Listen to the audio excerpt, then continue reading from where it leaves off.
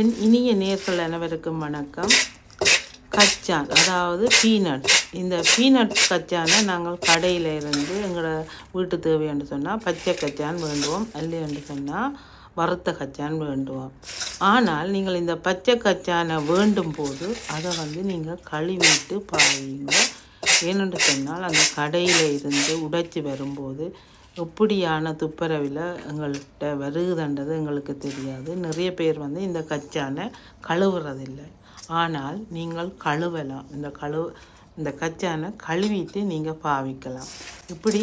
எப்படி இந்த கச்சானை கழுவி பாவிக்கலாம்ன்றதை நான் உங்களுக்கு ஒரு சின்ன அடுத்த வீடியோவில் நான் உங்களுக்கு காட்டுறேன். ஆனால் கண்டிப்பாக நீங்கள் கழுவி பாவிச்சிங்கன்னு சொன்னால் அது உங்களோட உடம்புக்கும் சரி உங்களோட சாப்பாட்டு ஆரோக்கியத்துக்கு நல்லமன்று நான் நினைக்கிறேன். ஏன்னு சொன்னால் அதில் கழுவும் போது நான் பார்த்த நிறைய தூசு இருக்குது. அதில் கீழே கல் மண் கூட வருது. இது பக்கிங்கில் இருந்து எடுத்த கச்சான் தான், இருந்தாலும் அதில் கழிவுகள் இருக்குதுன்றதை நான் உங்களுக்கு சொல்கிறதுக்காகத்தான் இந்த வீடியோ.